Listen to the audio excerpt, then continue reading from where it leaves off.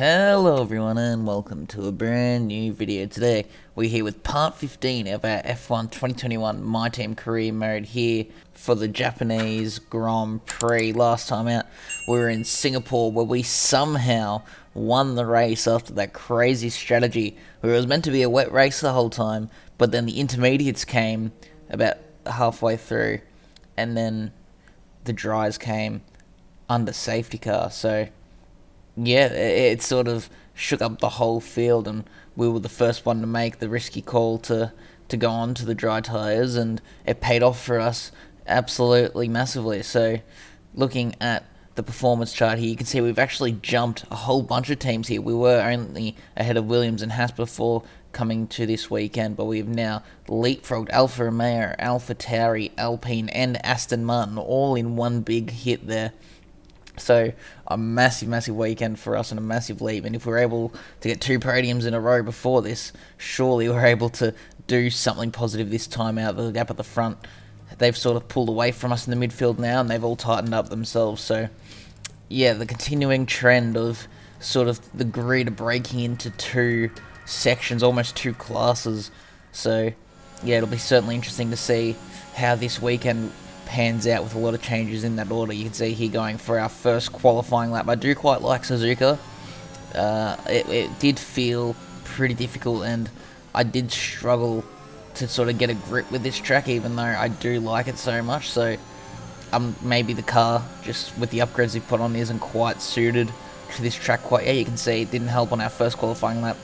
We actually had Valtteri Bottas come up behind us. He was on a flying lap as well, so he's come up behind us and overtaken us. Luckily, it wasn't in too bad of a position, but it certainly wasn't ideal to have him right behind us. As you can see, the dirty air there is really making us take a very poor line through that final chicane. We crossed the line, and it's 9/10 off of Esteban Ocon, and it only puts us P12 between the 2 Haas cars, so certainly not reflective of the car pace that we should have. And you can see Robert Schwartzman all the way up in P14, 1.1 seconds quicker than what we were able to do. So we're obviously going to go out and do a second lap, and hopefully we're able to improve as we head through turn 1 and 2 here. You can see we're able to find almost 2 tenths straight away, so hopefully we can continue that trend throughout the rest of the lap. You can see through the S section, getting it through very nicely this time around, a lot better than last time.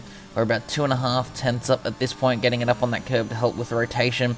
Almost able to hold it through flat on that through Dunlop curve there, and we're actually 6 tenths per second up now as we go through this very fast flowing right-handers, and we unfortunately just go a little bit wide there, carrying a bit too much speed and touch the gravel, so that didn't help. We're still at about 6 tenths up as we head into the hairpin now, going for a very wide entry there, cutting back to sort of cut off the corner for a late apex to help get that power down as we now head through this long right-hand curve. Absolutely flat out here with the downforce on these cars. I'm pretty sure almost any car can take that corner flat, to be honest, as we now head through Spoon Curve. Not the best line through there, as we sort of took the first apex a bit too tight and got on the grass a bit. You can see we're about 6.5 to 7 tenths up as we head down the back straight towards 130R here.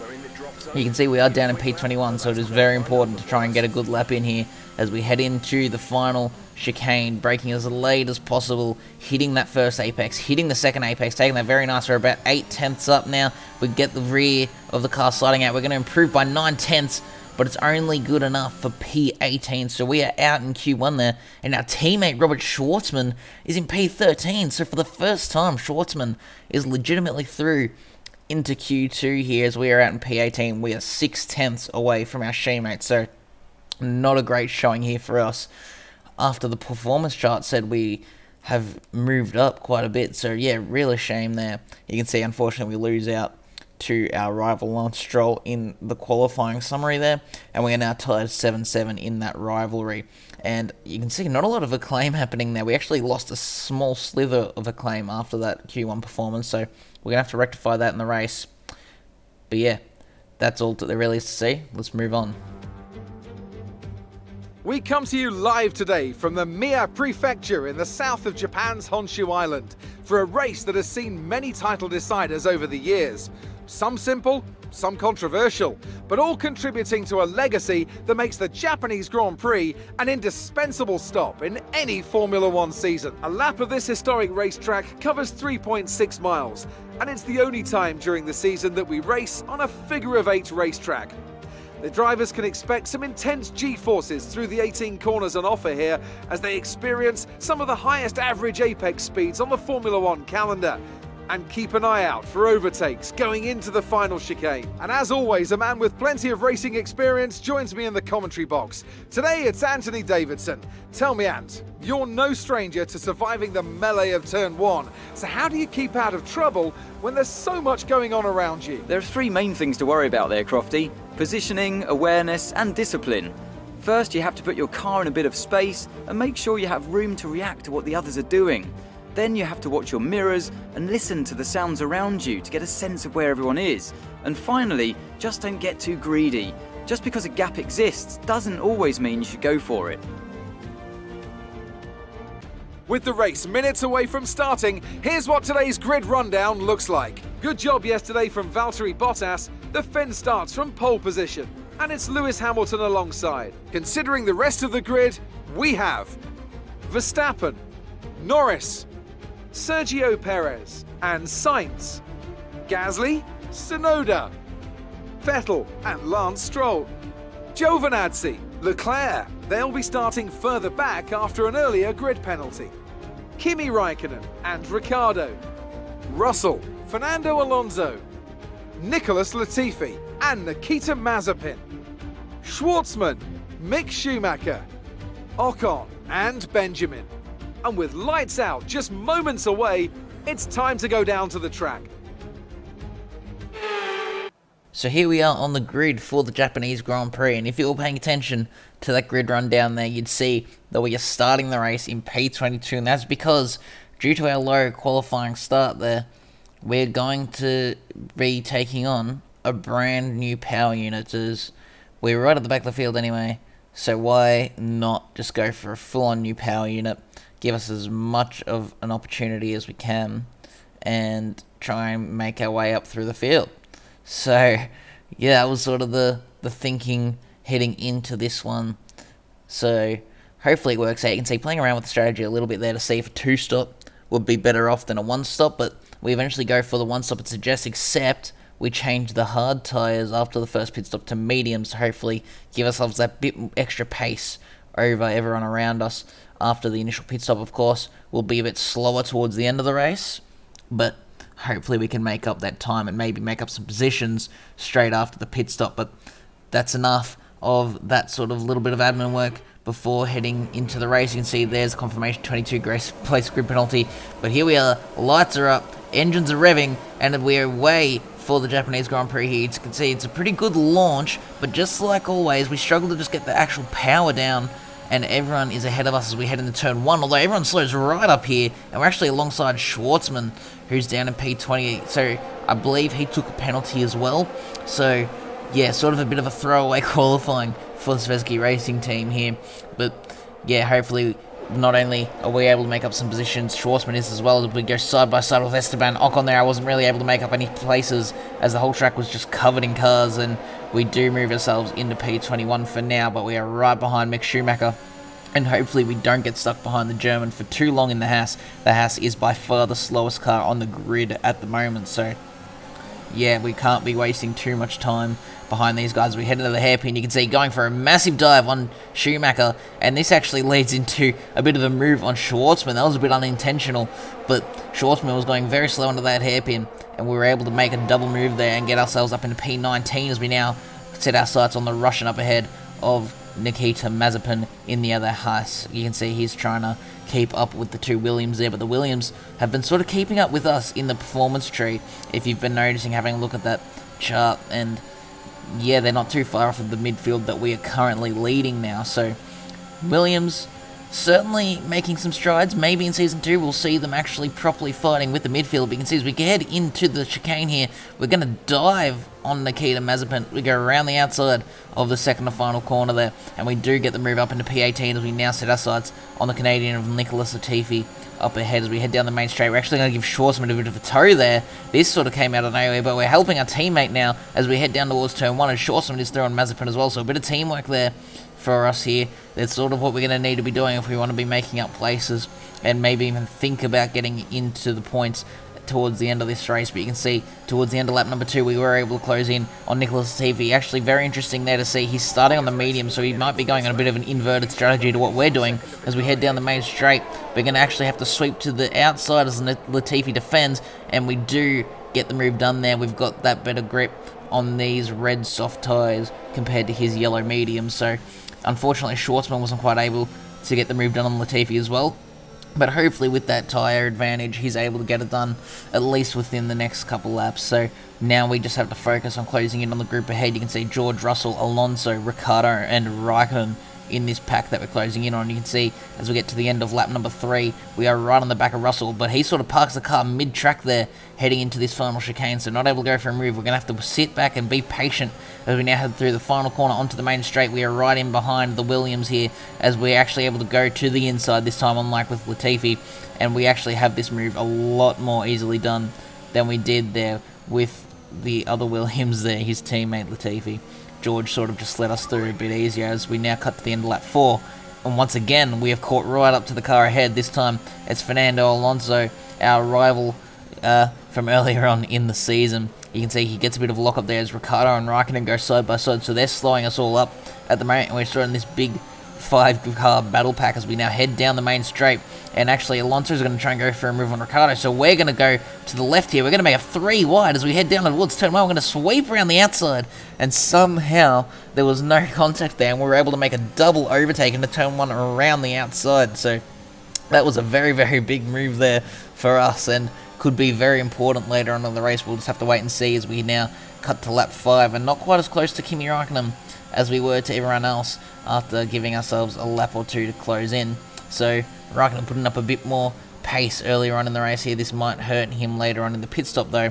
And of course our tyres are going to start struggling because we are really pushing to try and make up as many positions as we possibly can as we now head down the main straight. We do have DRS and it is going to allow us to close right up to the back of the fin, but not quite enough to actually make a move. So we're going to have to sit tight behind Kimi for maybe another lap as we wait to get that DRS again and close in. As you can see, we cut to the end of lap 6 and we are a lot closer this time, running a little bit wide through 130R there in the dirty air, and we're actually going to dive around the outside of the chicane here, going side by side with Kimi, and he does sort of yield position there through the left-hander, and we are through into P13 now, but we have to be careful because we have a massive gaggle of cars behind us. Luckily, we did get the DRS off of Kimi, so we're not under too much of a threat as we head down towards turn 1 and 2 once again, and hopefully now we're able to pull away from the cars behind as we just focus our sights on maybe closing in on the Ferrari Charles Leclerc. I'm not sure yet. He is on the mediums like Latifi was, so he might have a little bit worse pace. You can see Giovinazzi actually up in P11, so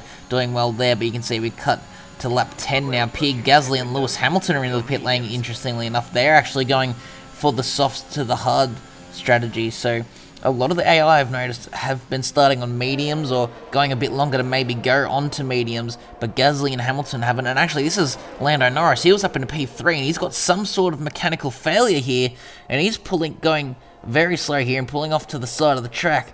So that's going to be a retirement there for Lando. Once again, that McLaren, or especially Lando's McLaren, has just been so unreliable this season. How many times has he had some sort of issue where he's been in a very, very top position, possibly going to score lots of points, and he's ended up with a DNF there. You can see that puts us up into P10, provisional P10. Do remember, we've had a couple cars already pit now as Hamilton is closing in on Raikkonen.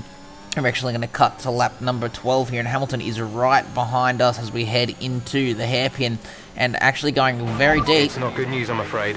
Seems like an engine issue. And Jeff there telling us we actually have an engine issue, so maybe that's why if you have a look at the gaps ahead, Charles Leclerc has pulled a 7.2 second lead over us, so yeah, that's definitely not what we want to hear, especially since we brought a new engine in and took that grid penalty. So not really good enough, to be honest. Gonna have a bit of a chat there to the guys at Renault about that. That's definitely not what we need, especially when we've somehow found ourselves in a bit of a constructors fight with Aston Martin and Alpine and AlphaTauri and the likes of those guys in the midfield. You can see here on lap 12 to 13, we are making our pit stop onto the medium tyres.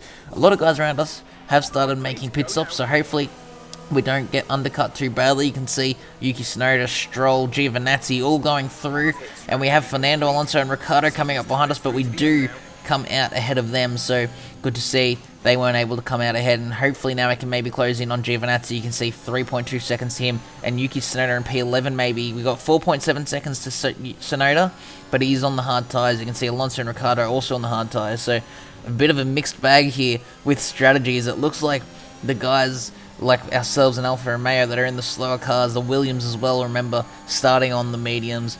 We're trying to go for a bit more of a risky play if we want to get points around this sort of track, where I feel like if you want to be quick around here, you have to have one of the more developed cars, as opposed to previous tracks, maybe like Russia and Singapore, where the car didn't really seem to mean as much as it does at a track like this. So yeah, going for that big risky play. You can see here on lap 15, getting a big lockup though. I just could not get these medium tyres to work, and that allowed Alonso to have a little bit of a dive there, and so he's going to start putting the pressure on. But you can see they're just checking for damage, because I just could not get this car to work. You can see, looking at the delta up on the top left there, Giovinazzi's pulled 6.1 seconds now as we head into the chicane, and actually Giovinazzi is doing a great job this race to be right behind Tsunoda. He was actually catching Tsunoda and could have been going for points, but you can see he's slowing down here, and it is an engine failure. You may have seen the puff of smoke come out the back of that Alfa Romeo, so a huge shame there for the Italian.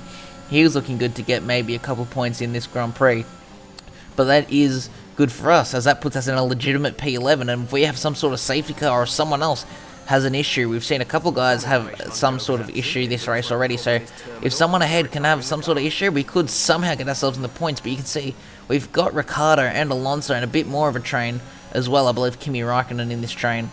They're just all right on the back of us. You can see getting a massive tank slapper through Dunlop Curve there, because I just cannot get this car to work. I don't know what it was. The tyres weren't cold or anything. It was just, I had absolutely no grip. It sort of felt similar to episode 1 in Bahrain, where just sort of unexplained, the car just felt like an absolute dog. I just couldn't get it to work. You can see locking up into the hairpin, allowing Ricciardo to get side by side with us now as we head through the right hand. And we do have the inside here, so we're able to pull it back alongside and slightly ahead, trying to defend into spoon, and there's a small bit of contact there with our fellow Aussie, and it sort of puts him in a half spin, and that actually calls out the safety car. So that was a bit unexpected, but we're in P11, there's a safety car. Yuki Tsunoda is the car ahead of us, he's on hards, and all of a sudden we could find ourselves possibly getting points.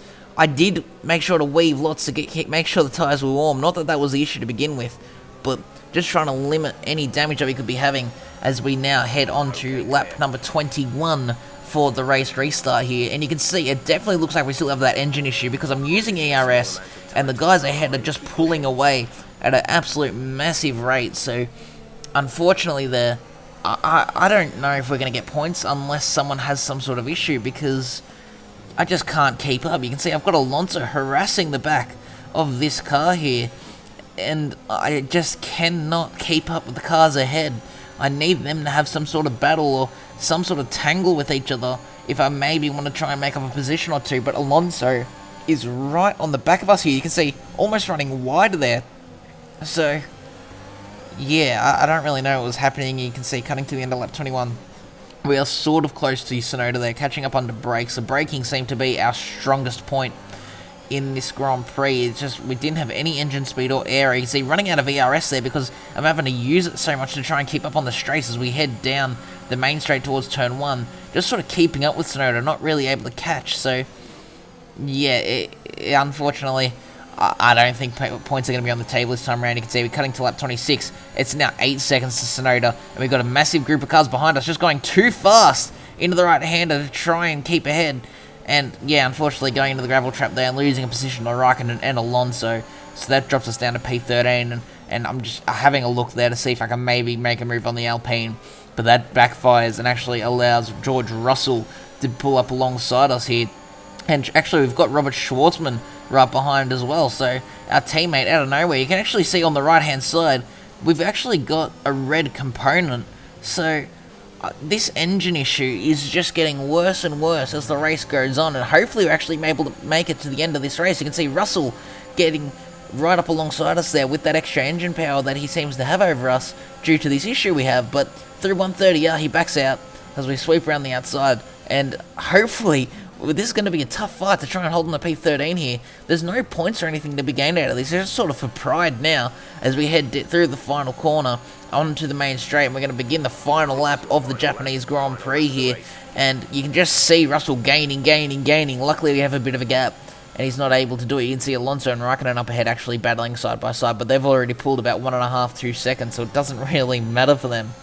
So, yeah, really struggling here. You can see Russell having a look behind as we head through the right-handers here and going a lot more gingerly to try and not lose the car. But you can see getting a tank slapper anyway. And this allows Russell to get right up alongside us. We head into the hairpin, trying to force him tight so that we can get a better run out of the corner. But Russell gets ahead there, and that's now us down into P14. But I'm not going to give up here. I want to keep this position over Russell. I want to battle this right to the end as we now go through Spoon Curve. You can see just washing right out wide with the dirty air there, and just the car not reacting the way I was really hoping it to. As we now head on to the back straight here, we're going to be using all of the ERS that we have left down this back straight. We've got Slipstream, and you can just see this time around we actually are able to close right in on Russell as we head down through 130R into the final chicane. We're going to dive it to the inside here, leave enough room for Russell. Russell leaves us enough room. A lot of respect here between the two of us as we go through the final corner. We do get the position, and we're going to finish the Japanese Grand Prix in P13. Alright, race over. Take care of the car on the way in.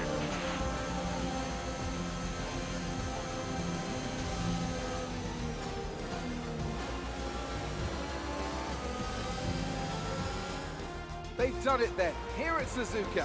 A brilliant win on this beloved figure-of-8 circuit. Talk to me, Ants. What was it that set them apart from the competition today? I feel like consistency was probably the key today. There's being quick, and then there's being quick lap after lap after lap. If you can do that, you can capitalise on other people's errors without making many of your own. And that's an approach that can push you a long way up the field.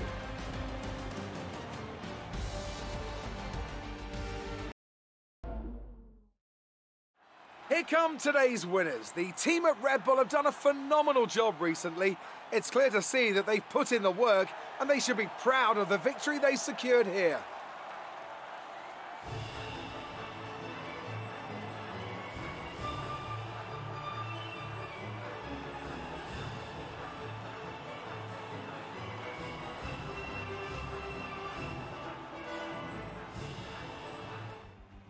So here we are with the results of the Japanese Grand Prix. You can see Verstappen there wins over Bottas and Hamilton. And scrolling down, you can see there's ourselves in P13. Unfortunately, Schwartzman lost a couple of positions towards the last couple of laps there, and he finishes down in P17. But overall, he did have more pace than ourselves over this whole Grand Prix. We were just lucky enough to be able to get a bit of a better first lap than him there. And yeah, we did finish a couple of positions higher, albeit not in the points. As you can see in the driver standings, we do stay in 8th place, so that's nice to see there. We are sort of still splitting the Ferraris there, but nowhere near either of them, funnily enough. You can see Schwartzman stays in P19 there, so good for him there not to lose any positions. He's still got points, whereas the Haas doesn't. And you can see, unfortunately, here in the Constructors, we dropped down to P6 below Aston Martin. I say unfortunately, we were never really meant to be challenging Aston anyway, so very, very lucky to be in this position. We've had a very good couple of point scoring opportunities, so we're just going to have to sort of take a poor weekend like this on the chin, try and work out what the issues were and resolve them from there. You can see we do lose some more points there in the rivalry with Lance Stroll. Hopefully we can bring that back in some later races. It'd be a bit of a shame to lose another rivalry there, but you can see gaining a little bit of a claim, not really too much to report on. We do make a lot of money there, 700 grand, as we do complete both sponsor objectives. You can see there, it does look like we actually had some sort of damage, 62.5k of damage deductions. That's a lot of damage that we apparently had, but I never saw it on the MFD, so I don't know if that maybe includes the engine issues we had, or if maybe there's still a bit of a bug there with the damage showing in the game. But massive shame there, because we did have some very nice pace earlier on in the Grand Prix, and very possibly could have found ourselves in the points. You can see in terms of sponsorship renewals here, we do just renew both of our sponsors. I'm very happy with both of them. They're making us a good amount of money each weekend, and it's not too difficult to achieve their goals. You can see if we have a look at some activities here, we're going to absolutely go for the sponsor advertisement there. because, yeah, that definitely gives us a good amount of a buff. You can see we give reaction training there for Schwartzman to try and just help improve his pace a little bit, especially with how well he's been doing. We definitely want to be boosting that. You can see we go for a resource points generation upgrade there in the durability facility. Help get that towards spec level 2. I want to try and have everything towards spec level 2 by the end of the season. Obviously, it's going to be difficult to do that with everything, but if we can get everything as close as we can, that'd be nice. You can see, unfortunately, we had a bit of a failure there with our tire wear upgrade, and we're also going to put on a free durability upgrade there. That actually got 100% discount. I don't know how I sort of let it get that low without noticing it to begin with, but that's getting put on now, and hopefully they can get put on without any sort of failure. And yeah, I did have just about enough resource points for that upgrade, but unfortunately not having the capacity to do it. This is why it's so important to upgrade our facilities. You can see we have a marketing department event here, so we're going to have a look at that, and it's a pretty simple one. You can see it's about investing more in race weekend merchandising, so we can either accept, spend 50k and get 1,000 acclaim, or decline and get no benefits or cons either way. So we're going to spend the 50k to get the 1,000 acclaim. 1,000 acclaim is a fair amount of acclaim there, and 50k isn't too much money. You can see power unit upgrades in an email here. So Renault is going to be bringing in an upgrade or two for our engine, so good to see there. After we sort of got a bit annoyed with Renault for those issues we were having in the race, good to see they're still working to improve, and we're just going to start advancing through time now. You can see getting some more resource points and getting a couple upgrades in. We're now just under 500 resource points. We've got 1.43 million in the bank, so we do have a fair good cash flow at the moment. You can see just scrolling through the upgrades to see if we can maybe purchase anything. We don't have too many resource points, so I don't think there's that much we can do. You can still not able to do that durability upgrade there, so we're just going to continue going through the calendar here, and here we are arrived at the US Grand Prix, which is going to be in the next episode. Another track that I feel like I can do all right at. It just sort of depends on how the car handles around the circuit, but that is going to be all for this episode, guys. I really hope you did enjoy. If you do want to see more content like this, make sure to leave a like and subscribe, and I'll see you all next time. Goodbye.